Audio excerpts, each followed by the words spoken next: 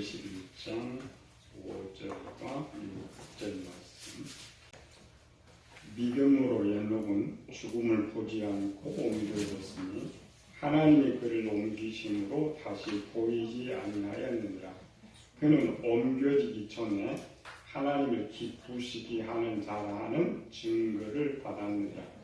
믿음이 없이는 하나님을 기쁘시게 하지 못하나니 하나님께 나아가는 자는 반드시 그가 계신 것과 또한 그가 자기를 찾는 자들에게 상 주시는 이심을 믿어야 할지니라.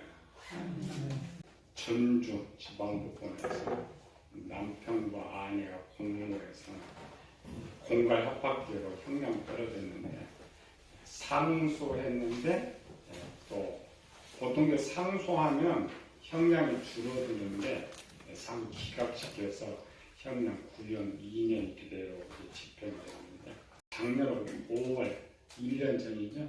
상소법원까지 갔으니까 30대 부부예요. 거의 40대 가까운 부부인데 남편 나이가 38, 40대죠. 생활이 어려우니까 그 아는 사람한테 돈을 많이 빌렸어.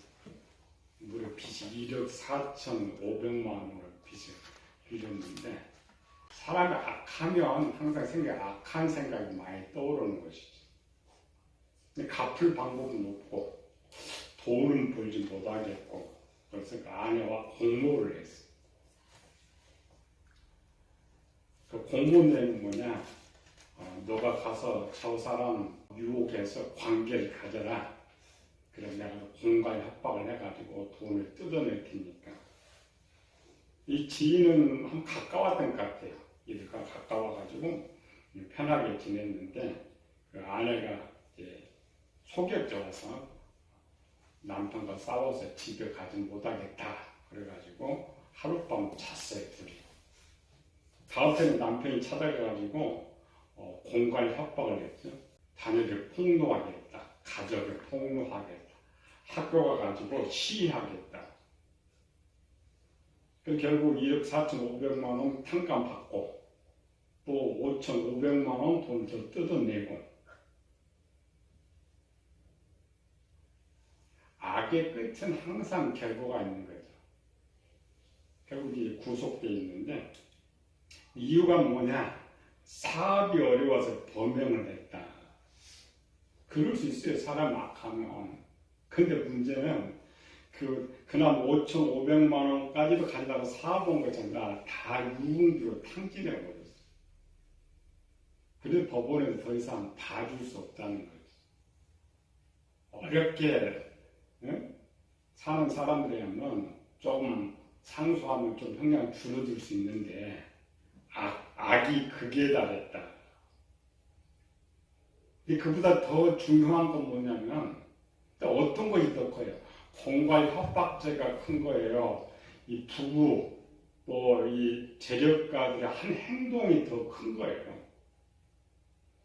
근데 부부의 행동이나 재력가의 행동은 법을 또 다룰 수가 없는 거예요. 욕심, 탐욕, 공갈 협박, 간통 이런 것들은 법으로 해결할 수가 없어요. 원래 그게 큰 문제입니다. 왜 세상이 이렇게 변해버렸느냐. 예전에 같으면 그 부부의 한 행동, 재력가 행동 더 크다면 죄가 더 커요. 형량이 더 많아야 되는데 법으로 전혀 다룰 수 없는 거 어느 시대에. 사도관 디모데후서 3장 1절 이하에서는 말세에 고통하는 때가 이르니 자기를 사랑하고 돈을 사랑하고 거만하고 부모를 거역하고 자랑하고 무정하고 무자비하고 시대가 이 시대를 개인주의 시대라고 해요. 개인주의 시대라는 것은 상대가 죽든지 고난당하든지 상관이 없어요. 내가 당한 피해가 제일 중요해요. 이런 모든 법원 판결이 상대방의 피해를 따라 법이 움직이지 윤리 도덕은 아예 쓰레기통에 처박아놓은 이런 시대. 또 과거는 사람 죄를 혼자 짓고 부끄러워 숨었어요. 요즘은 그렇지 않죠. 공무. 아버지, 어머니, 자녀들이 다 공무해서. 그러다 보니까 성경에서 쉬워졌죠, 이제. 우리가 지금 그래서 아버지도 나, 어머니도 나, 자녀도 나.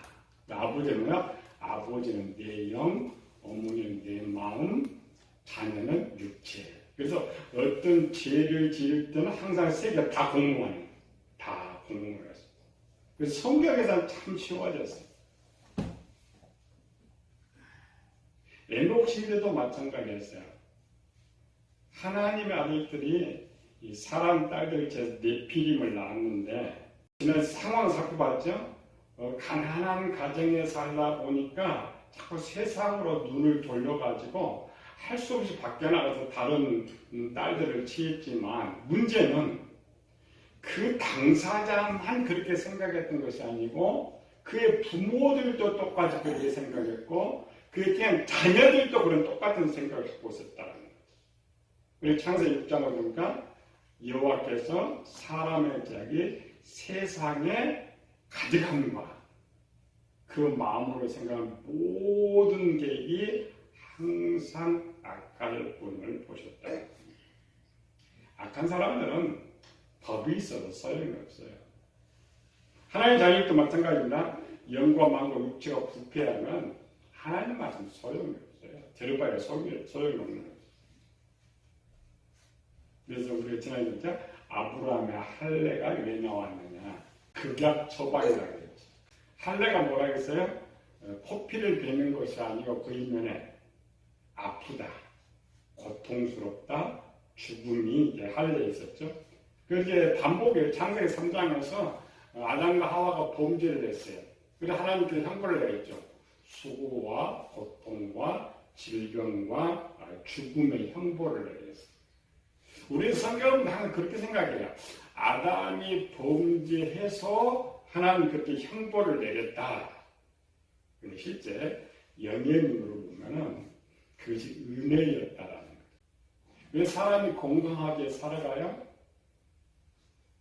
질병을 알고 질병을 잘 준비하니까 병이 되지 않도록 준비하니까 건강하게 살아가는 거예요. 그럼 우리가 그런 질병을 모르면 어때요? 그냥 당해서 죽어버리는 거예요. 할례나 아담이 되면 형벌이 그런 거예요. 하나님 말씀 순종할 거냐 아니면 고통당할 거냐 죽을 거냐 이 선택이에요. 할례는 당연히 최고의 고통이라고 했죠. 아픔이라고 했죠. 그래서 우리는 그냥 형벌 이게 아니고 항상 비교법. 내가 하나님 말씀을 지키지 못할 때에 어떤 형벌이 기다리고 있는지. 사람 알죠. 내가 건강관리 못하면 건강이 해친다는 걸 알기 때문에 육체 건강은 잘 준비하는데 영혼의 건강은 준비하지 못한다는 거죠. 그런데 문제는 이 세상은 갈수록 더 악해진다는 거죠. 왜 악해지느냐? 성경 딱 두 개예요. 죽은 사람들이 사니까 세상. 또 하나는 하나님 말씀이 없으니까 악해질 수밖에 없는 거죠. 근데 교회 다니는 것도 또 중요한 건 아니고 우리는 이제 교회 다니는 게 최고로 중요하다. 교회를 아무리 오래 다녀도 예수님 생명으로 부활하지 않으면 소용이 없어요. 왜? 죽은 자가 교회 다니고 무슨 소용이 있어요? 에녹도 65세까지는 하나님을 만나지 못했다겠죠. 하나님을 만나야 생명을 얻을 수 있는데 하나님 만나지 못하고 살았기 때문에 영적으로 죽은 자예요. 욥기서도 마찬가지죠. 욥기서 1장 욥은 의인이요 완전한 자요. 아주 좋았는데 욥기서 42장 5절 6절에 보니까 내가 죽게 될 귀로만 듣기만 하였사오나 눈으로 보고 회개하는 거예요. 전자 후자 이 땅에 욥이 한 60세 정도 됐을 건데 60세 이전은 지식으로만 신앙생활을 했어요. 한 번 하나님 만난 적이 없어요. 그럼에도 불구하고 자기는 천국 간다고 생각했단 말이에요. 물론 우리가 어렸을 때는 교회 다니면 천국 가요. 그래서 이렇게 청년이 되면 예수님 생명 얻어야 천국 갈 수 있다. 또 장애인이 되면 예수님 생명 얻어도 충성해야 천국 갈 수 있다. 단계가 있다고 했죠. 욥도 신앙 지식들을 신지식이라 이 지식을 가지고 신앙생활하면 자기는 천국 갈 수 있다고 자신했는데 하나님 딱 만나고 나서 회개했다 그랬죠. 잘못을 회개했다. 그래서 이와 같이 욥의 60세 이전은 신지식이라고 해요. 에녹도 마찬가지죠. 65세 때까지 아버지한테 드렸던 조상들 드렸던 신지식으로 신앙생활을 했어요. 그래서 자신이 하나님 딱 만난 후에 완전 변화를, 욥이 완전 변화를 가졌다는 것이. 욥이 이제 이 사건 전에 자녀가 10명이었고 재물도 많았고 아내도 있는데 다 죽어버렸어요. 그럼 저들은 어디 갔느냐 물어봐. 그 다음 똑같이 자녀 10명 또 낳고 아내도 없고 재산은 배가 됐어요. 그 내용이 뭘까라는 거예요. 간단해요. 욥의 이전의 삶은 남는 것이 없어요. 공분탑이 무너졌어요. 남는 것이 없다라는 것은 지금 하나님 앞에 섰을 때 내놓을 곳이 없어요.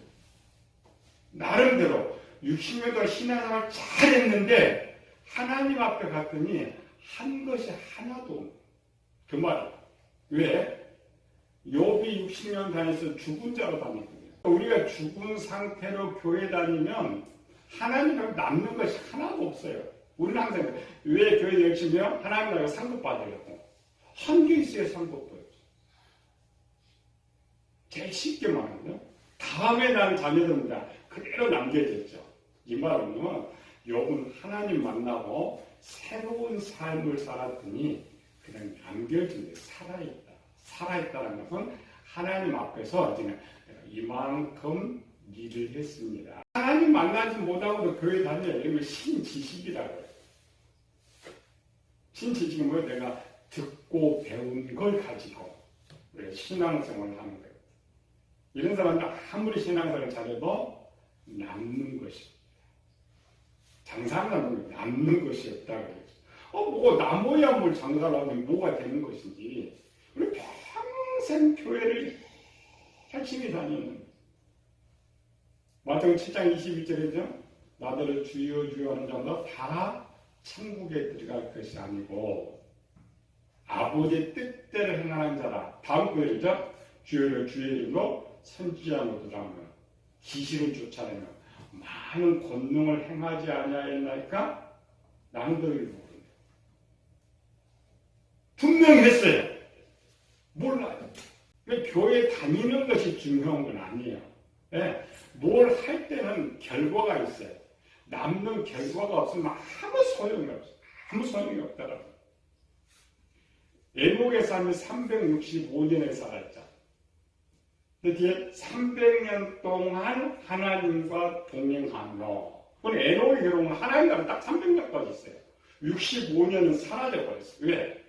영적으로 죽은 자였기 때문에. 왜 이런 죽은 자를, 우리 이제 아담 범죄 후에 다 죽은 자예요. 아무리 하나님 맞으려고 못 드시면 다 죽은 자예요. 근데 그 죽은 자를 살리신 목적이 뭐냐? 아담 창조부터 똑같죠? 창세기 2장 15절에 하나님께서 아담을 만드셨어요. 만드신 목적이 뭐예요? 에덴 동산에 두어 그것을 경작하고 지키게 하시고. 출애굽기 19장 4절 6절을 보면 하나님께서 애굽에 살던 죽은 자들을 구원했어요. 구원해내고 뭐라고 해요? 너희는 내게 대해 제사장 나라가 되며 거룩한 백성이 되리라. 도대체 그 말이 무슨 말이냐? 이 부분을 사도 바울은 로마서 14장 7절, 8절, 9절에 말해요. 우리가 살아도 주를 위하여, 죽어도 주를 위하여. 그러나 사나 죽으나 우리는 주의 것이로다. 예수님이 죽고 살아난 것은 산 자 중 주가 되려 하심이니라. 고린도전서 6장 19절 20절에 똑같은 말을 하죠. 너희 몸은 너희가 하나님께 받은 바 성령의 전인 줄 알지 못하느냐. 값으로 산 것이 됐으니 너희 몸으로 하나님께 영광을 돌리라. 왜 부르시는 목적입니다. 교회, 우리는 잘못 착각해요. 교회 불렀다고 우리는 잘못, 유치원생들은 먹는 걸 좋아하죠. 그래, 교회상 천국 가려고 불렀다. 절대 아닙니다. 가장 첫 번째로는 본문 성경 뭐예요? 소유권. 하나님의 소유권. 하나님이 나를 소유하시려고. 두 번째로는 일꾼 종으로 쓰시려고. 세 번째로는 주인의 목적을 이루게 하기 위해서. 세상 논리잖아요. 세상은 뭐지 공부하고 뭐하요? 왜 저들을 불러서 회사 취직시켜요? 회사 목적 이루려고. 회사 일꾼 만들려고. 봉급과 보너스는 일을 잘해서 주는 것이지 봉급 주려고 모집하는 회사는 하나도 없어요. 그렇죠? 일을 시키려고. 일을 잘하니까 봉급도 주고 보너스 주고 혜택을 많이 주는 거예요. 우리 한국에 잘못됐어요. 왜 교회 다녀요? 하나님 천국 데려가려고 교회. 아니요. 하나님 그런 게 없어요. 열심히 일해서 그 일한 대가로 천국을 보너스로 주는 것이지 보너스가 봉급이 아니에요.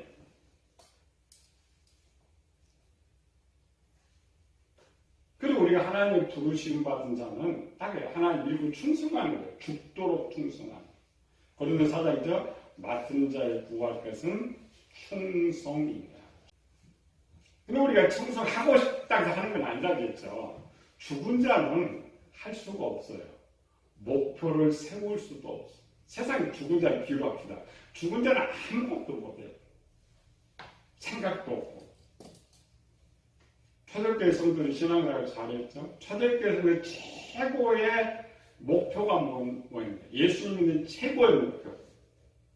주의를 순교하는 거. 예수님을 순교하는 거. 30년 전만 우리 한국교회만 해도 똑같죠. 교회 충성함. 물론 이제 천국의 목적이었지만 예수님의 충성하다가 천국 가는 목표예요. 오늘 우리의 목표는 뭘까? 우리의 목표는 뭐예요? 내 목적 이루는 거. 그러니까 내가 원하는 걸 받는 것. 또 신앙생활을 해요. 나를 즐겁게 하게 한 취미생활. 우리는 분명 종인데 종의 위치가 아니에요. 내가 주인의 위치에서. 그래서 내가 어떤 목표를 세우느냐에 따라서 신앙생활이 달라져요. 세상의 모든 사람 삶은 목표가 있어요. 신앙의 목표가. 마지막 죽어가는 사람한테도 가서 물어봐요. 소원이 뭡니까? 나 소원 없어. 이런 사람 하나도 없어. 그게 목표입니다. 죽어가는 거예요. 더 살고 싶은, 살고 싶은 것이 목적이에요. 그 사람 또 살려주면 또 어때요? 잘 먹고 잘 사는 게 또 목적이에요. 교회도 마찬가지죠. 우리 교회 신앙생활 하면서 모든 사람은 목표가 있어야 돼. 에녹도 목표가 있어서 65년 동안의 목표, 65년 이후의 목표. 에녹이 65년의 목표가 뭐였어요? 저 세상에 아름다운 여성 데려다가 한둘만 아니고 여러 명 안에 데려다가 네피림 같은 자식 낳고 유명하게 사는 것, 날마다 술과 고기를 먹으면서 사냥하면서 즐겁게 사는 것. 그게 에녹의 생각이고 목표였어요. 그런데 그 생각과 목표가 그 시대는 그 시대의 죄가 아니었다는 거예요. 모든 하나님 자신이 그런 목표를 가지고 그렇게 생활하고 있었기 때문에 그게 문화고 그게 목표였어. 하나님께서 볼 때는 죽은 자, 죄였지만 이 시대 우리도 마찬가지예요. 우리가 생각하고 추구한 모든 것들은 세상 관점으로 보면 죄가 아니에요. 그러나 성경 관점으로 보면 죄가 된단 말이에요.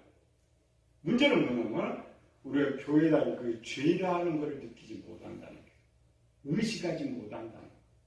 내가 생각하는 것, 내가 세운 목표가 바르다고 생각해요.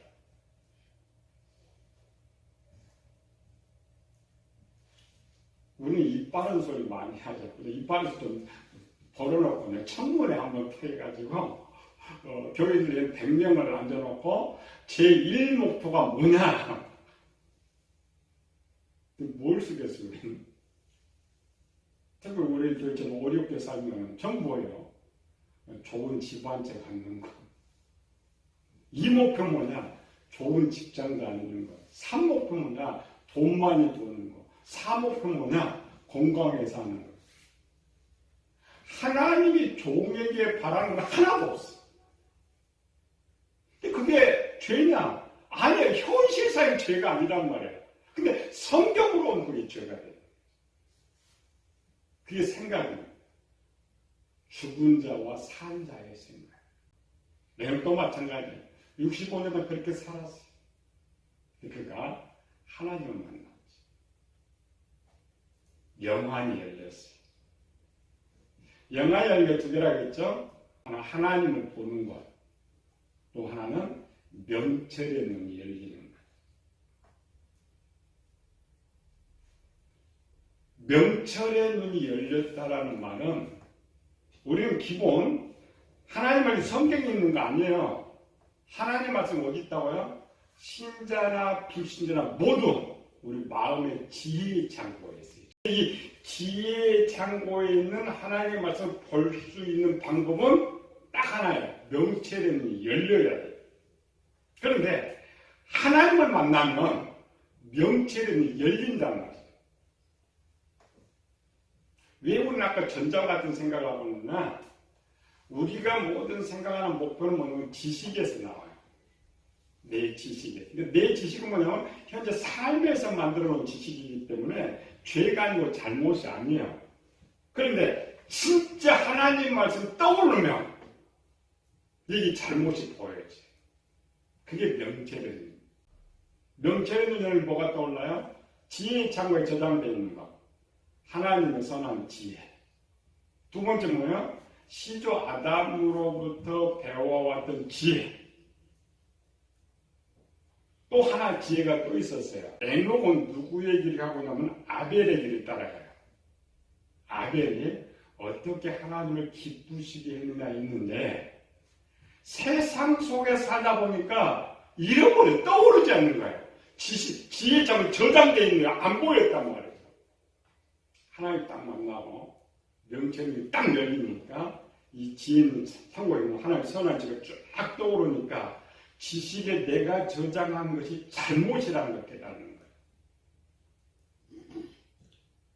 거예요. 우리는 이렇게 들어오기 전에 체험하고 뭔 말인지 잘 몰라요.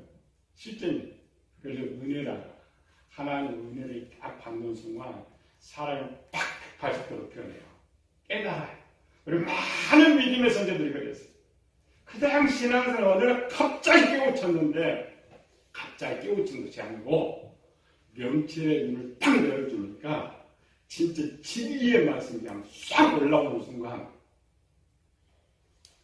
내 잘못된 것들이 깨져버리는 거예요. 목표를 세우는 거예요. 바울의 이 부분은 그렇게 말해요. 고린도전 12장 8절 보니까 어떤 사람에게는 성령으로 말미암아 지혜의 말씀을 어떤 사람에게는 성령을 따라 지식의 말씀을 우리는 이런 거 보면서 뭔 말인지 잘 모르죠.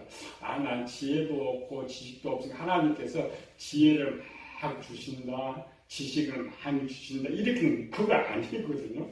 근데 어리면 그래요. 왜? 없으니까 내가 지혜가 없으면 지혜도 주시고 지식도 주신다. 성령 하나님의 사역은 뭐냐면 성부 하나님 말씀 주셔요.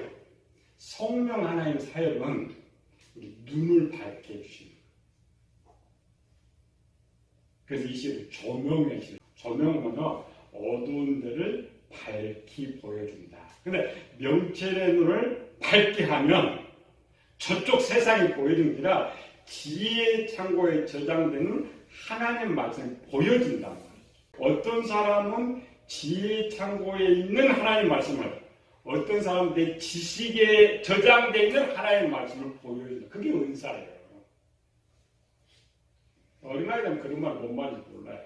우리는 계속 배워왔으니까 거기에 말하는 은사가 그거였구나. 외부가 아니라 내 속에서. 어떤 목표를 세우는 외부에서도 와요. 모를 때. 사도행전 16장 6절 7절에 보면은 바울이죠. 성령이 아시아에서 말씀을 전하지 못하게 하시거늘 비도로 하고자 하되 예수의 영이 허락지 아니함이라. 특별한 경우는 외부에서 하나님께 어떤 동기를 주셔요. 그래서 내 생각을 바꾸기도 해요. 창세기 3장 4, 5, 6절에 보면 뱀이죠.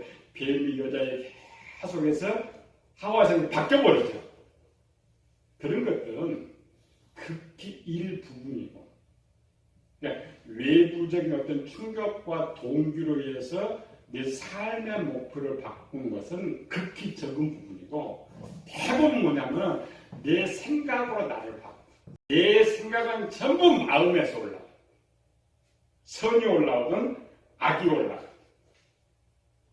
야곱이 도망가다가 하나님 만났죠. 서운했죠. 하나님 나의 하나님 되실 것이고 내 것은 돌이 여호와의 정이 될 것이고 내가 주신 모든 10회를 하나님께 반드시 드리겠나이다. 이거는 야곱 평소 삶이었어요. 평소 삶의 지혜가 전부 내 것이라 하는 지식 속에 있었는데 하나님 딱 만나는 순간에 지혜의 것이 확 열린 거예요. 반대로 열왕기하 5장 보면은 게하시 사건이죠. 20절에 스스로 생각하기를 네 주인이 나만이 가져온 것을 받자고 돌려보냈다. 내가 가서 무엇이든지 받으라. 그것도 자기 마음에 있는 거예요.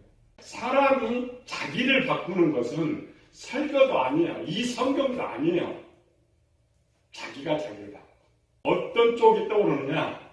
내가 평소에 쌓아오는 지식이 나한테 제공되느냐? 아니 명철에 열려서 지혜가 제공되느냐에 따라서 바뀐단 말이에요.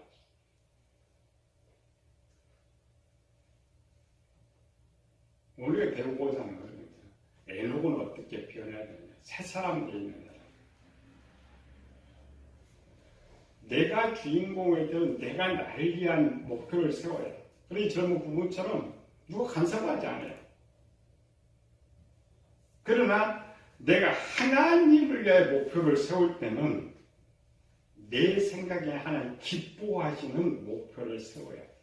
에녹은 하나님을 기쁘시게 하는 자라는 증거를 얻었다. 근데 크게 그건 포괄적인 거야. 모든 믿음의 성격 동일한 생각이야.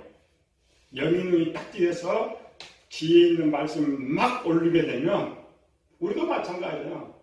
신앙생활하다 은혜 받아봐요. 은혜. 딱 하나 떠올라요. 아, 난 하나님 기쁘시게 해야겠다. 그럼 동법이 다 똑같아요. 은혜 안 받으면 항상 내가 나를 기쁘게 합니다. 나를 기쁘게 하겠다는 것은 막일 거예요. 하나님을 기쁘게 할 건 하나님의 것이. 우리도 마찬가지죠. 우리는 11조 생활을 해요. 말은 하나님을 기쁘시게 한다고 11조예요. 목적은 복받으려고. 그럼 나를 기쁘게 해서 나를 위해서 11조 드리는 거예요. 하나님은 받으시지만 나는 아무 유익이 없어요. 죽은 자와 같은 나의 신앙생활은 남는 것이 없어요. 수고만 있어요. 보상이 없다. 이제 에녹은 찾아야죠. 에녹은 하나님을 기쁘시게 하게 하겠다는 목표를 세웠는데 그는 포괄적이라겠죠. 히브리 11장은 나름대로 목표가 있어요. 자기가 잘 할 수 있는 것에서 목표를 세워요. 우리는 목표 세우려면은 내가 할 수 없는 걸 목표를 세워요. 죽었다 깨 할 수 없어요. 믿음의 성경은 하나님을 기쁘시게 하는 공통적인 목적인데 내 위치에서 가장 잘할 수 있는 것. 내놓고 그 잘할 수 있는 거 하나를 찾아가지고 300년 동안 변하지 않았다는 거예요. 모든 교인들이 꼭 해야 하는 1번. 하나님을 영화롭게 하고 오직 하나님을 산다. 근데 우리는 그런 말 들으면 상당히 어려워요. 아니고 모든 사람은 아무리 장애인이어도 자기가 하는 기쁘시게 할 수 있는 것이 있어요. 그 하나가 하나님만 합당하면 100점 맞는. 오늘 우리가 배울 건데 이제 에녹은 어떻게 변화됐느냐. 목표를 세워. 외형적인 목표는 하나님을 기쁘시게 하는. 문제는 우리가 이제 수동적일 수밖에 없어요. 능동적으로. 수동은 뭐냐면 신지식으로 신앙생활할 때는 수동적이에요. 그러나 그 수동을 열심히 하다 보면 어느 날 눈이 열려 바뀌게 되는 거예요. 목표. 단어 하나에 목표를 세우고, 에녹이 목표를 세우고 출발한 것처럼 우리도 그냥 교회에 다니는 것이 아니라 내가 할 수 있는 목표를 세워서 에녹과 함께 우리 출발하면서 마지막으로 성공하는 성도 되시기를 예수님을 축원합니다.